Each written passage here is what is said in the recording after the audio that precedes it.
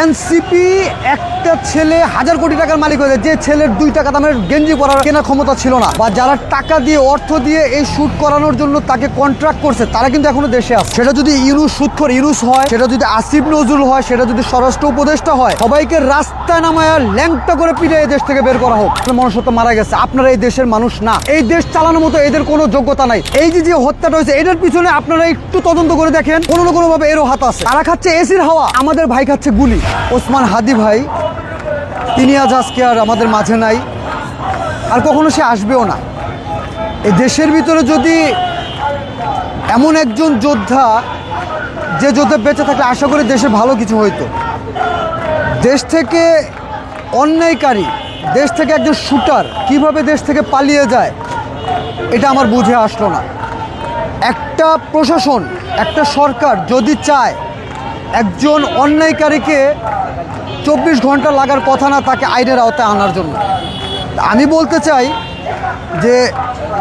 যে শ্যুট করছে সে তো আর বাংলাদেশে হয়তো নাই, কোথাও না কোথাও চলে গেছে, কিন্তু যারা শ্যুট করাইছে বা যারা টাকা দিয়ে অর্থ দিয়ে এই শ্যুট করানোর জন্য তাকে কন্ট্রাক্ট করছে, তারা কিন্তু এখনও দেশে আছে।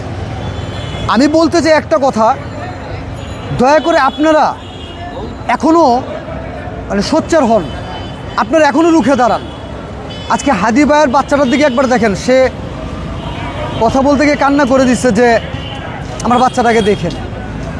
আজকে তার শিশু বাচ্চাটা বাবার আদর থেকে আজকে বঞ্চিত। এই বাচ্চাটা বলতেও পারে না যে আমার বাবা কেন মরলো, বাবাকে কারা মারলো, বা কী অপরাধ ছিল তার বাবার। সে তো কোনো একটা দলকে কখনো ইন্ডিকেট করে কথা বলেনি, সে প্রত্যেকটা দলকেই বলছে এনসিপি চুরি করছে, এনসিপি কোটি টাকার মালিক হয়েছে, এনসিপি 1000 কোটি টাকার মালিক হয়েছে, সবগুলো তথ্য সে বলছে। বিএনপিকেও বলছে, আওয়ামী লীগকেও বলছে, সে বলে নাই কোন দলকে। এনসিপি একটা ছেলে 1000 কোটি টাকার মালিক হয়েছে, যে ছেলের 2 টাকা দামের গেঞ্জি পরার কেনার ক্ষমতা ছিল না, তার ব্যাপারেও বলছে। এমনকি প্রত্যেকটা দলের অন্যের ব্যাপারে সে রুখে দাঁড়াইছে। এটা কি তার অপরাধ ছিল? হাদি ভাইকে যারা হত্যা করছে তাদের পালিয়ে যাওয়ার পিছনে অবশ্যই এই সরকারের ব্যর্থতা আছে। সরকার চাইতো এই হত্যাকারীকে 24 ঘন্টার ভিতরে আটকানো কোনো ব্যাপার ছিল না। শুধু তাই না, আমি বলবো যে প্রত্যক্ষদর্শী এই দেশ থেকে পালিয়ে যাওয়ার পিছনে আমাদের সরকার থেকে নিয়ে প্রশাসনের সবার ব্যর্থতা এবং সবার হাত আছে। হাদি ভাইকে গুলি করার পরে প্রথমে ফোনটা কার কাছে গেছে? একটা যোদ্ধাকে যখন কেউ গুলি করে তখন অবশ্যই প্রশাসন থেকে নিয়ে সরকারি কর্মকর্তা সবার কাছেই কিন্তু খবরটা যায় যে এমন একজন লোকের উপরে হামলা হয়েছে। তো সেই খবরটা পাওয়ার পরেও কোন কোন পজিশনে থেকে সরকারি কোন কর্মকর্তা, সরকারি কোন উপদেষ্টা এর সঠিক সময়ে পদক্ষেপ নেয় নাই, আমরা সেটাকে আগে তদন্ত করে দেখতে হবে আমাদের। আমরা সব কিছুর হিসেব চাই যে একজন জুলাই যোদ্ধা এভাবে করে পথে রাস্তার ভিতরে সে নিরাপদ না, তাহলে সাধারণ জনগণ আমরা কিভাবে নিরাপদ? আমরা জানতে চাই যে এই সরকার বসার পর থেকে নিয়ে সাধারণ জনগণের যেমন নিরাপত্তা ছিল না, এখন একজন ভালো মানুষ, একজন যোদ্ধারও নিরাপদ নাই। তাহলে একটা জিনিস আপনারা বুঝেন না কেন, যে হাদি ভাই তো কাউকে একতরফাভাবে কখনো কথা বলে নাই। সে এনসিপির ভুলগুলো ধরায় দিছে, সে বিএনপির ভুল ধরেছে, আওয়ামী লীগের ভুল ধরেছে, জামাত ইসলামের কার পক্ষে সে কথা বলে না, বিপক্ষে সবার বিপক্ষে সে ভুলগুলোকে তুলে ধরছিল। এটা কি তার অন্যায় ছিল? তার অন্যায় ছিল না। আজকে আমি বলতে চাই যে হাদি ভাইয়ের যে মৃত্যু, এই মৃত্যুতে শুধু হাদি ভাই মারা যায় নাই, আমাদের বাংলাদেশের সকল ভালো মানুষ যারা অন্যায়ের বিরুদ্ধে রুখে দাঁড়ায়, যারা অন্যের বিরুদ্ধে কথা বলে, যারা নাকি দেশপ্রেম, তারা সবাই আজকে মারা গেছে। যদি এই দেশে থেকে সাধারণ যারা জনগণ আছেন, যারা যোদ্ধা আছেন, যারা কিনা এই দেশকে ভালোবাসেন, তারা যদি ওসমান হাদি ভাইয়ের এই মৃত্যুর জন্য রাজপথে নেমে সত্যির মোকাবেলা না করেন, যদি আপনারা অন্যের বিরুদ্ধে না দাঁড়ান, তাহলে আপনাদেরও মনে করতে আপনাদের মনুষ্যত্ব মারা গেছে, আপনারা এই দেশের মানুষ না। কারণ হাদি ভাই সে এমন একটা যোদ্ধা ছিল, তার জনপ্রিয়তা খুব অল্প সময়ে সে বিস্তার করতে পারছে। একটা মানুষের জনপ্রিয়তা এমনিতেই বিস্তার হয় না, তার কথায় হোক, তার চলাফেরায় হোক, তার ভিতরে কিছু না কিছু মানুষ দেখছে, যার কারণে মানুষ তাকে মন থেকে ভালোবাসতো। শুধু তাই না, তার নির্বাচন করার জন্য তার টাকার কোনো প্রয়োজন ছিল না তো, কারণ সাধারণ জনগণ সবাই তাকে আশ্বাস দিছে যে আপনি এগিয়ে যান, আমরা আছি আপনার সাথে। তাহলে সেই ব্যক্তিকে টার্গেট করে মারার কারণটা কী হতে পারে?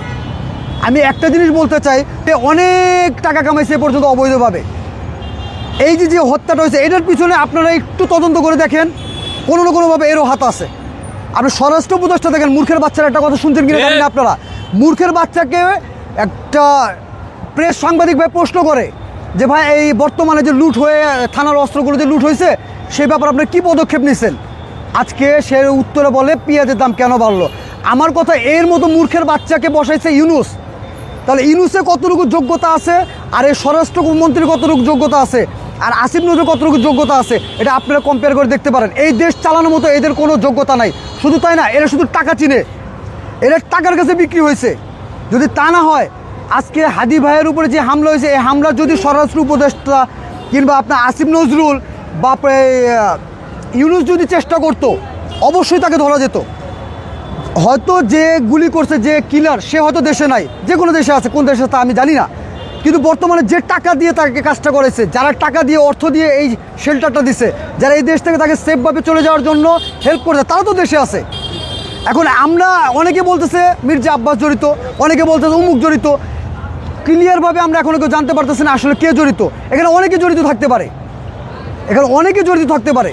তাহলে কোন ব্যক্তিরা জড়িত আছে, কি এমন প্রশাসনের ভিতরে বসে তারা কাজ করতে, তারা শুধু এসির বাতাস খায়, তারা প্রবাসী থেকে রেমিটেন্স পাঠায়, বাংলাদেশের জনগণের থেকে ভ্যাট বাড়ায়, তেলের দাম বাড়ায়, পেঁয়াজের দাম বাড়ায়, দেশের সব পণ্যের দাম বাড়ায় দিয়ে তারা শুধু সে টাকাগুলো নিয়ে বাইরে পাচার করে তারা এসির হাওয়া খাইতেছে। তো ওই এসির হাওয়া দিয়ে তো আর আমাদের এই জীবন চলে না। তারা খাচ্ছে এসির হাওয়া, আর আমাদের ভাই খাচ্ছে গুলি। আজকে রাস্তার ভিতরে যে রক্তগুলো পড়ছে, এই রক্তগুলো শুধু মনে করেন না যে হাদি ভাইয়ের রক্ত, এটা 18 কোটি মানুষের রক্ত। হাদি ভাই যে আজকে মৃতভাবে দেশে ফিরে আসতেছে, এটা মনে করেন না যে এক হাদি মারা গেছে, এটা সমস্ত বাংলাদেশের যোদ্ধা দেশপ্রেম মারা গেছে। এতটুকু শিশু বাচ্চা, ও বাচ্চারা আজকে বাবার আদর থেকে বঞ্চিত হয়েছে, এটা একমাত্র আপনাদের কারণে, আপনাদের ব্যর্থতার কারণে।